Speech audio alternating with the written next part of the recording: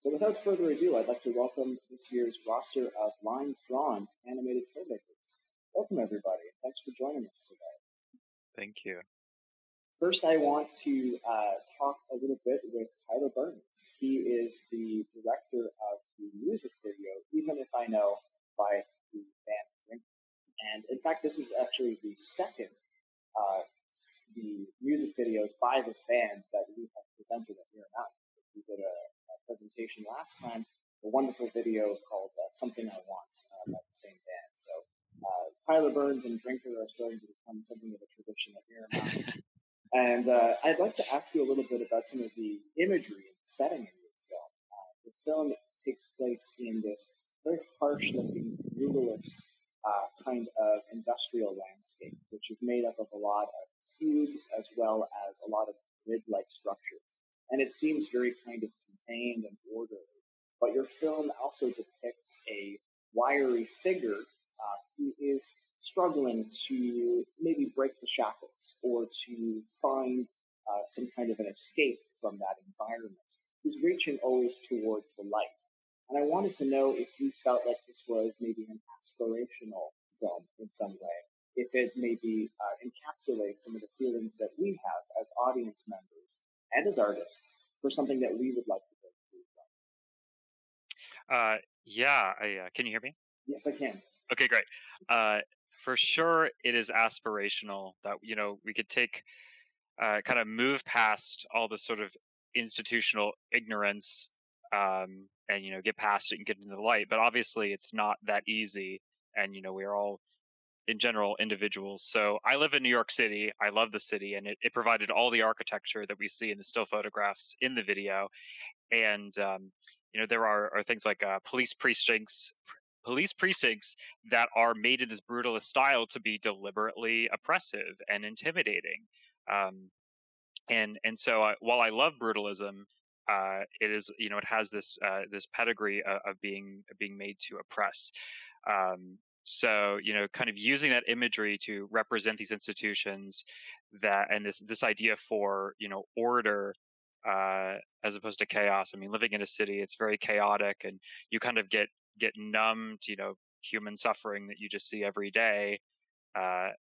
Yes. So, using that imagery to reflect that, this desire for order, and so the figure in the video has, these concrete blocks on his head and on his limbs, and has to kind of break through that to get out of that mindset, out of that orderly kind of oppressive mindset that it's sort of used as a coping mechanism just to deal with the chaos of life.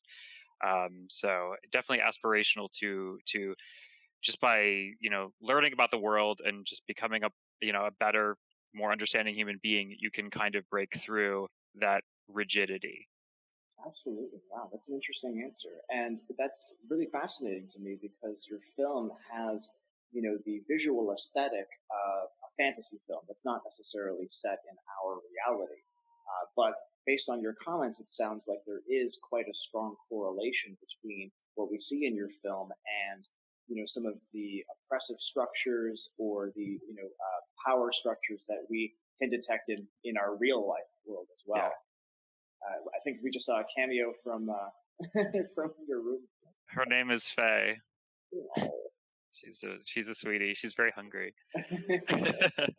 Well, she's welcome on screen anytime. Oh, she'll make her appearance in some film at some point. But well, thank you very much, Tyler. Next, I want to just touch base with Aaron Holmes. He is the director of How I Learned to Stop Worrying. And this is a really fascinating use of animation, which, well, I'll let you explain it, but is based on airline safety pamphlets. And the question that I'd like to ask you first is just about the emotions that your piece generates, because there are parts of your film that are very chaotic and frenetic and seem very stressful and anxious. But then it alternates into sections that have this very gentle, serene feeling of calm and almost ethereal sense of tranquility. How did you manage those transitions, and what were you trying to say by alternating between those two modes?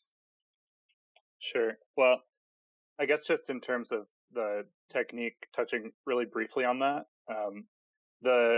whole film, or about 95% of it, is made up of single images that were taken from those airline safety pamphlets. A lot of them are really macro, really close, and then just strung together. I was always digging for ways to find some sort of coherent motion between disparate images and seeing if I could create something sort of like animation from that, just through that replacement style.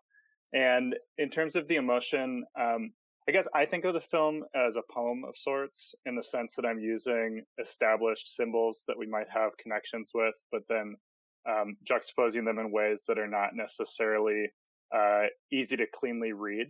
And so it does have really personal meaning for me. And I understand that when people see it, they're going to draw their own personal meaning from it that may or may not have a lot to do with what I'm understanding from the film. Some people who have seen the film have suggested that it made them get emotional or even cry, but they weren't sure exactly why. I think that's kind of the highest praise for the film, because I was hoping for it to be very experiential, obviously through kind of the flickering nature of it, which brings your body in a more direct way.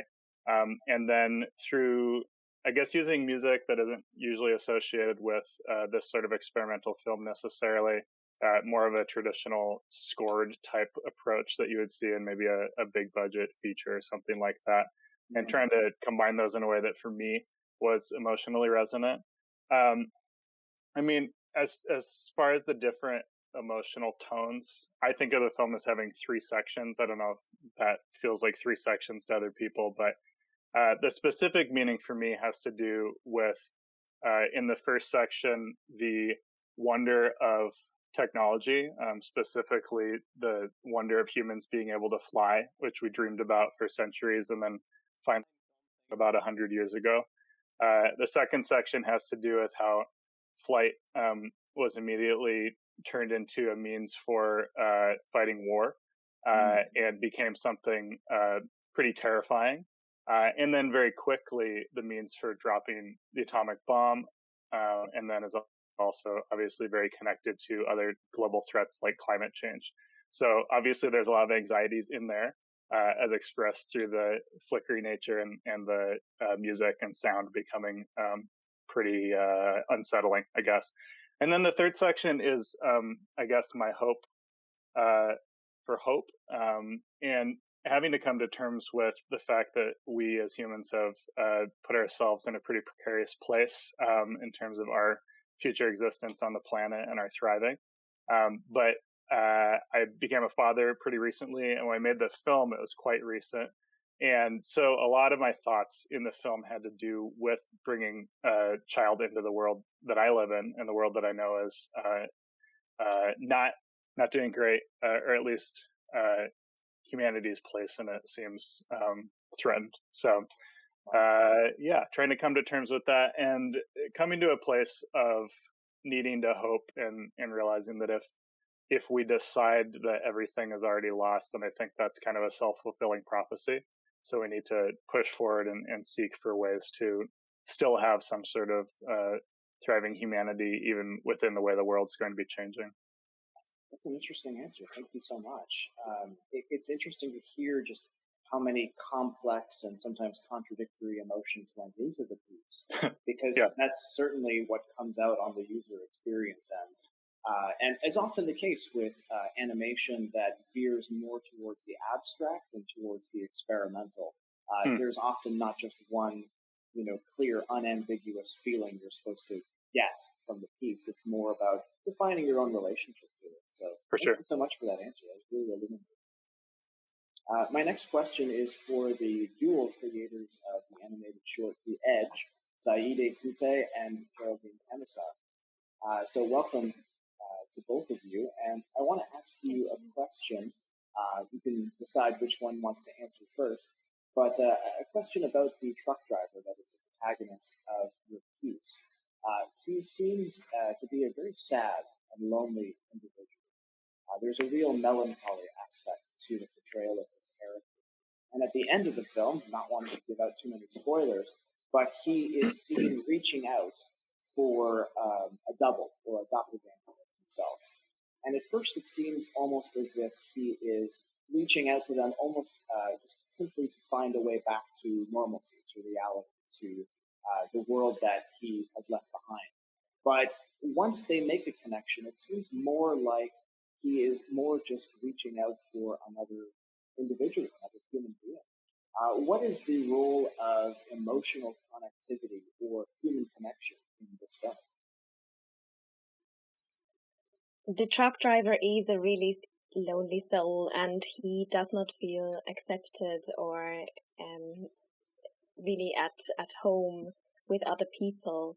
Mm-hmm. So he kind of isolates himself in his truck, and truck kind of becomes his shell, the room where he feels most comfortable and at home, and which he does not want to leave because this is the comfort zone and everything outside is not. Mm-hmm. Although he likes to travel and see the world and, he finds peace in also traveling and wandering around, but always in his little cell, which kind of is a prison, but also his room where he feels mostly himself and free.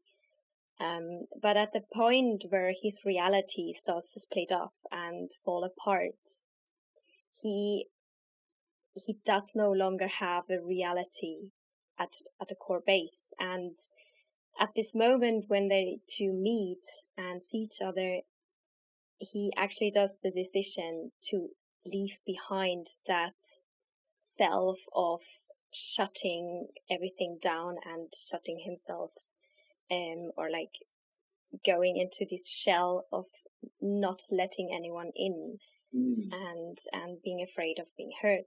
And so he does a choice. He makes a choice, and his choice is to grab himself. It's he kind of, how I say that, he finds himself in this multiverse, in this split up reality, and it also is kind of a choice of let's say when he sees himself, this kind of becomes the only reality that he knows is true, because everything else just vanished and got really broken. Wow. Yeah. That's wonderful. Zaide, do you have anything to add to that? Like from a point of character design, we designed the character from the beginning to have this contradiction in the way he was acting. So we have this traveling, but he never really goes outside, and his longing actually for seeing or wanting to see the world, but not really interacting with it, or just from a distance. And like a very small detail, but he also has this Ferris wheel on the truck, which actually is for people to use, but there's no people where he's going. So he kind of is looking for contact, but somehow is not able to make it, but there is this wish to really have a contact, but he's not able to do it. So in that sense, the ending we chose for this character is a happy ending, even though like his old world or his old reality is broken or lost, but there's something new beginning, which might be good. Yeah. That's a really interesting answer. I find that fascinating because on the one hand, this character is being faced with this world that is totally unfamiliar and totally alien, and nothing will ever be the same again. But ironically, it's the way that he has finally been able to find himself, what he's been carrying alongside himself all along. To really know thyself is the real frontier that he's crossing. So that's really wonderful and very thought-provoking. Thank you. Thank you. Thank you. My next question is for Tyler Byrnes, the director of Even If I Know. And I want to ask about that title, Even If I Know. It is a very enigmatic and sort of mysterious title, both for the song and for the music video that you created for the song. What does the title refer to? Even If I Know What? So Even If I Know is a kind of looking at ignorance and versus action of, even if I know, institutions, even if I'm aware of injustice, even if I'm aware, of climate change, even if, I'm on the facts, so to speak, what can I do about it? Just because I know, it doesn't change anything necessarily. So this idea of knowing, but being kind of stymied, in a state of inaction, and that frustration. And the song, it's the lyrics of the songs are relatively dark, of saying, "I'm only here for a smile, here for a day. How can I enter your memory before I leave the other way?" Basically being, I'm only here for a short time. How can I really affect anything? Even if I know all the world's problems, what can I really do about it? And how to live with that frustration and be able to, because I, want to live my life and want to, have my own aspirations, but how can I balance this? And the song doesn't really have an answer. I don't, it's not its place to give an answer, but in the video specifically, I did want to have some kind of challenge that is surmountable, to bring some sort of light to it. So that is why it sort of ends the way it does. And getting past ignorance is the first step towards anything, towards action. And yeah, that's sort of, at least you can get there. Yeah, that's really interesting. And again, going back to your earlier answer about the real world connections to the film, even though it is a fantasy based landscape that we see, I suppose what you've just described also describes the feeling of helplessness that many people have seeing what's going on in the news or in the world today. So that's very interesting. Thank you so much for that answer. Thank you. So my next question is for Aaron Holmes. I want to ask you another question about your film, How I Learned to Stop Worrying. Your film has a lot of, I guess you could say, industrial or perhaps even corporate imagery from airline safety pamphlets. Imagery that was drawn on commission, on request by, let's say, United Air or other major airlines. That kind of corporate thing. But it ends in a very different way. Your film ends with what look like handmade drawings, which I learned recently were actually done by your children. So what do, aside from their personal significance, what do those images mean in the context of your film's imagery? Do they symbolize something? Yeah, so I guess it's a little bit jumping off what I was talking about at the end of my previous response, about how a lot of the meaning of the film came to me out of having recently had my first child. And for me, the end of the film, going to these drawings of planes, which at the time I was making the film, my son was completely obsessed with airplanes. He was about 1.5, and they're his favorite thing. And he would always spot them before we would in the sky, just tiny little specks in the sky. And I think it's in some sense kind of wrapping back around to what I hope is the sense of wonder at the beginning. Just that children, when they see planes, they can understand them just as these wondrous objects, just as almost this magical thing. The fact that we can throw this big chunk of metal up in the sky and it flies, and just the fact that we can move people from place to place so quickly is really amazing. It's tremendous. And so it's in some sense just like trying to latch onto that hope and understand that there are potential ways that our, I guess, current very young generation will be able to influence the world around them, hopefully in better ways than we and previous generations have.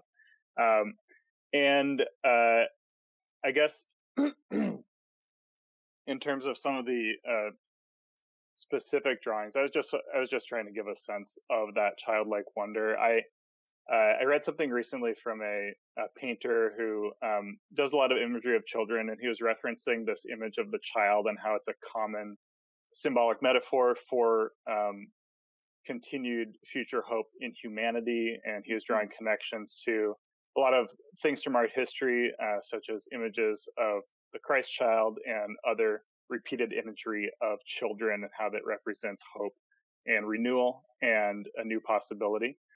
So I think there's some of that in there that I wasn't even entirely understanding in terms of sort of a deeper symbology there. I think that's what I'm going for. It's just that really tying in and nailing down that sense of hope at the end.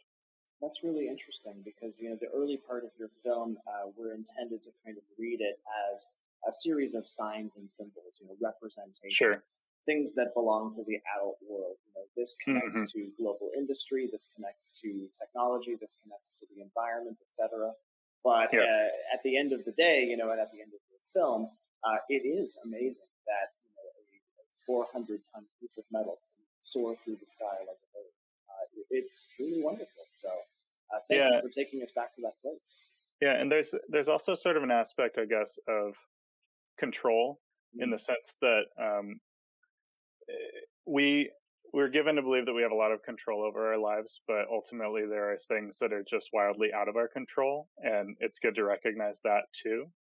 It's sort of funny to me, like the deep joke in my head about airline safety pamphlets is that in the Western world, in the richer world, we live in a place where we've so controlled so many risks that we now have this special little guide that will get us through a situation that is incredibly unlikely.